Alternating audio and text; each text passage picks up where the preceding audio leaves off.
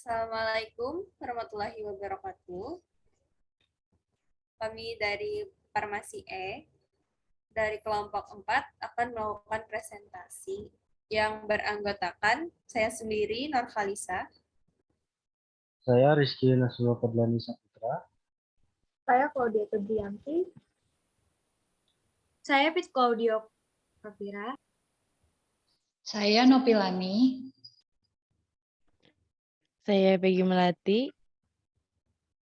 RNA, asam ribonukleat. Bahasa Inggrisnya ribonucleic acid atau RNA adalah suatu dari 3 makromolekul utama bersama dengan DNA dan protein yang berperan penting dalam segala bentuk kehidupan.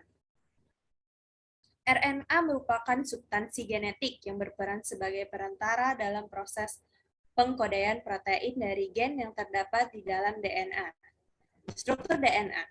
Pada dasarnya, struktur DNA sangat mirip dengan struktur RNA sangat mirip dengan struktur DNA. RNA juga merupakan suatu polinukleotida. Nukleotida pada RNA juga tersusun dari komponen gula, gugus fosfat, dan basa nitrogen. Terdapat beberapa hal yang perlu diperhatikan dalam memahami struktur RNA, antara lain gula ribosa. Ribosa memiliki struktur sama dengan deoksiribosa. Perbedaannya adalah pada atom C2 terdapat gugus OH. Urasil dan timin. Struktur urasil juga sangat mirip dengan timin, karena keduanya termasuk basa pirimidin. Perbedaannya bila C5 pada timin memiliki gugus CH3, maka pada urasil hanya ada 1 H, seperti pada sitosin.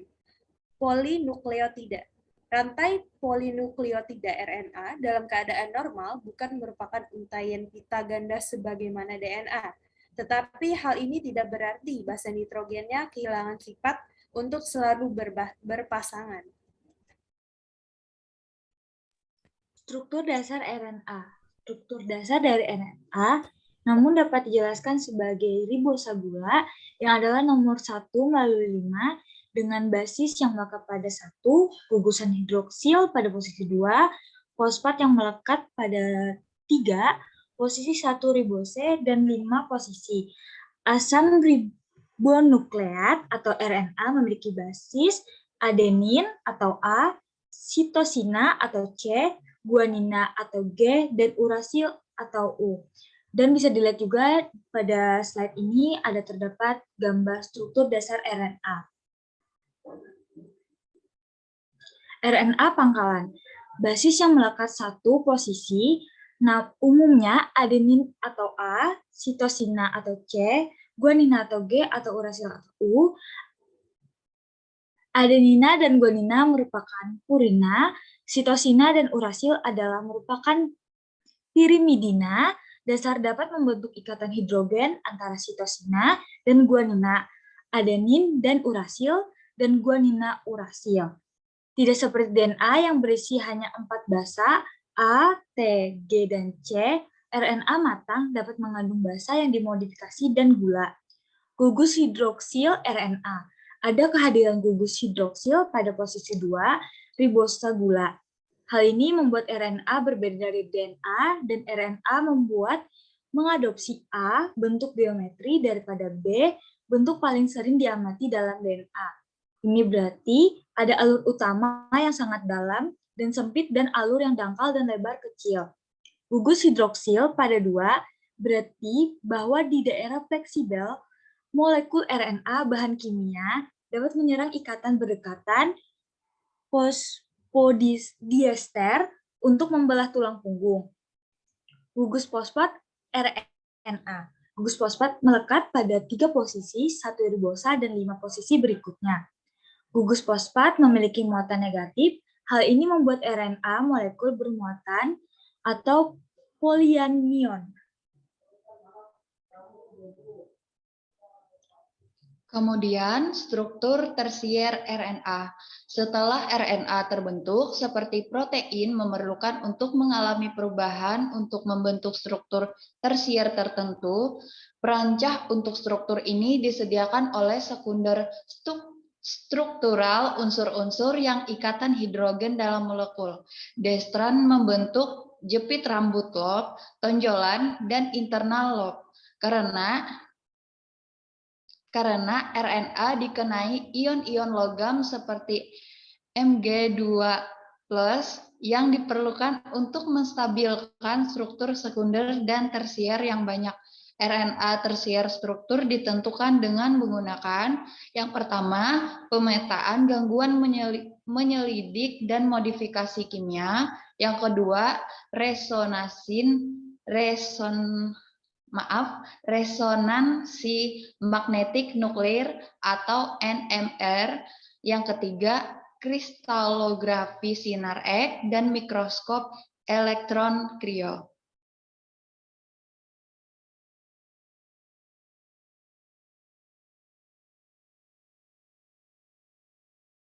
Jenis dan fungsi RNA. RNA terdiri dari atas dua macam, yaitu RNA genetik dan RNA non-genetik. RNA genetik hanya dimiliki oleh organisme tertentu yang tidak memiliki DNA, misalnya virus. Fungsi RNA genetik sama dengan DNA, yaitu sebagai pewaris sifat dan mampu menyintesis protein. Sedangkan RNA non-genetik terdapat pada organisme yang memiliki DNA sebagai pewaris sifat. Jadi, baik DNA maupun RNA, keduanya terdapat dalam sel-sel organisme. Fungsi RNA non-genetik tidak sama dengan fungsi RNA. Ada 3 macam RNA non-genetik, yaitu messenger RNA atau mRNA, transfer RNA atau tRNA, dan RNA ribosom atau rRNA.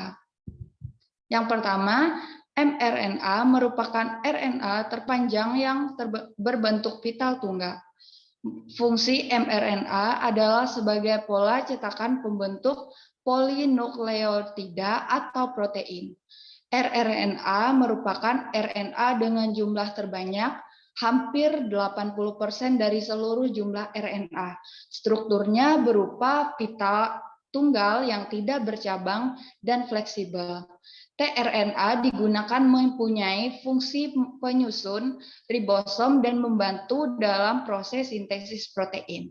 Yang ketiga, tRNA merupakan RNA terpendek dan berperan sebagai penerjemah kodon yang dibawakan oleh mRNA. Selanjutnya virus RNA. RNA genom virus dapat dianggap mRNA virus dan dapat segera diterjemahkan oleh sel inang. Tidak seperti negatif sense RNA, positif sense RNA adalah pengertian yang sama dengan mRNA. Beberapa virus, misalnya coronavirus, memiliki genom positif sense yang dapat bertindak sebagai mRNA dan digunakan langsung untuk mensintesis protein tanpa bantuan RNA komplementer. Karena itu, virus ini tidak perlu memiliki RNA transkriptase yang dikemas ke dalam virion.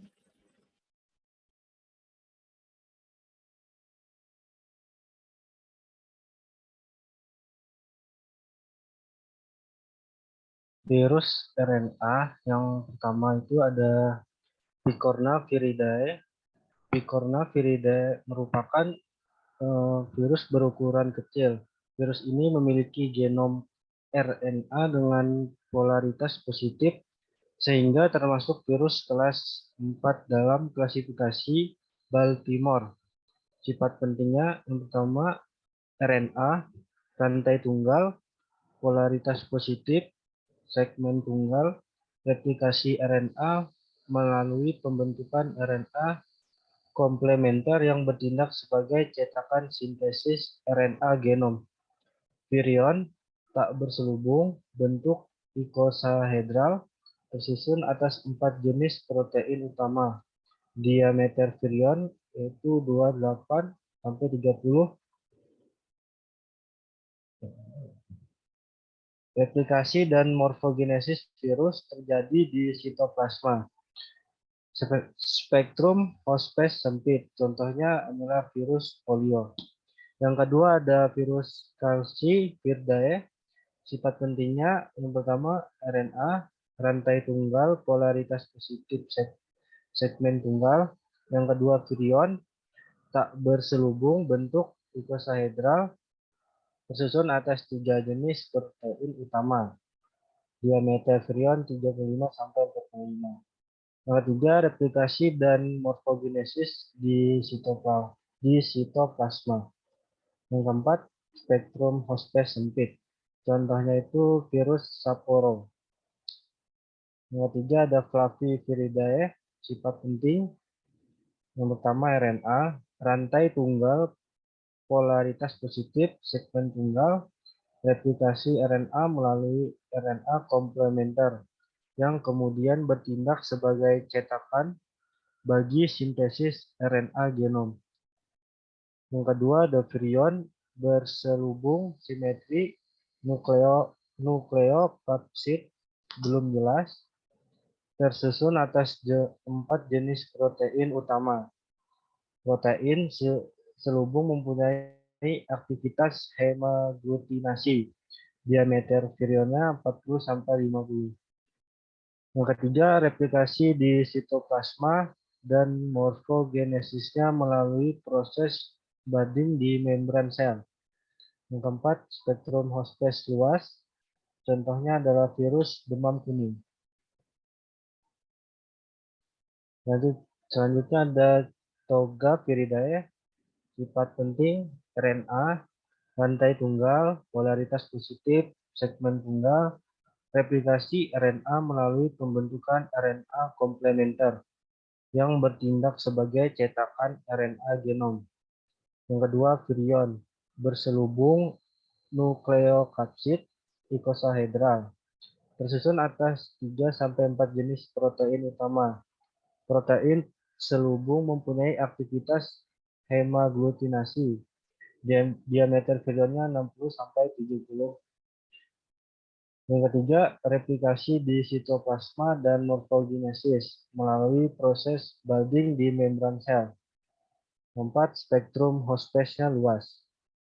Contohnya yaitu virus chikungunya dan virus rubella. Selanjutnya ada Coronaviridae. Sifat pentingnya yang pertama RNA, rantai tunggal terdiri dari satu segmen.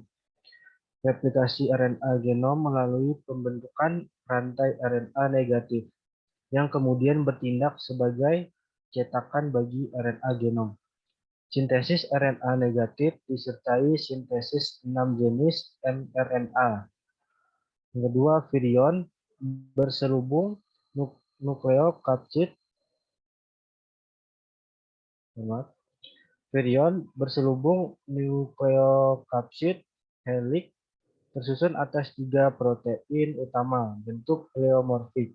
Diameter virionnya 80-160. Replikasi di sitoplasmanya dan morfogenesisnya melalui proses budding di membran intrasitoplasma. Contohnya coronavirus Indonesia 229E dan OC43. Yang terakhir ada Retroviridae. Retroviridae merupakan virus berbentuk icosahedral. Virus ini termasuk ke dalam virus yang ganas, dapat menyebabkan penekanan sistem kekebalan tubuh dan juga tumor. Sifatnya yang ganas tersebut disebabkan salah satunya karena virus ini mudah mengalami mutasi. Sifat pentingnya yang pertama RNA, rantai tunggal, terdiri dari 2 molekul polaritas negatif yang identik. Kedua, virion, berselubung simetri kapsid icosahedral. Virion tersusun atas 7 jenis protein utama. Contohnya HIV1 dan 2.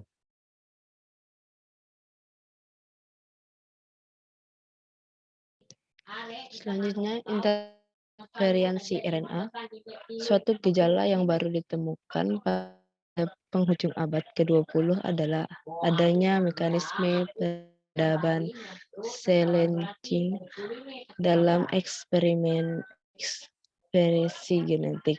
Kode genetik yang dibawa RNA tidak diterjemah translasi menjadi protein oleh tRNA.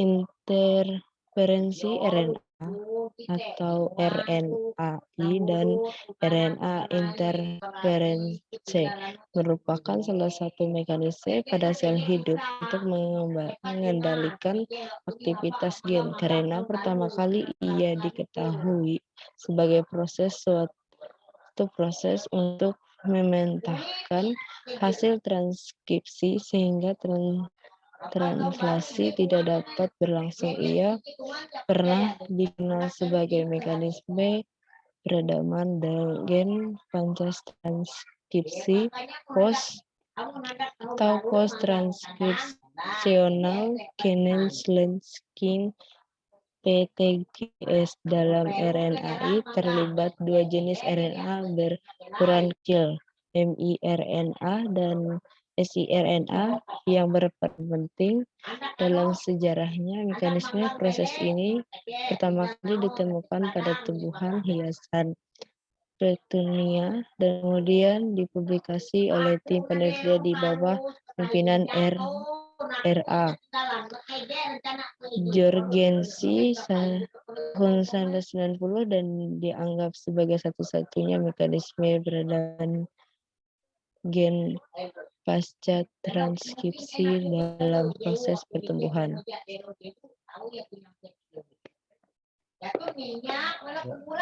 Sekian presentasi dari kelompok kami. Apabila ada salah kata atau penjelasan yang kurang dipahami, mohon dimaafkan. Assalamualaikum warahmatullahi wabarakatuh.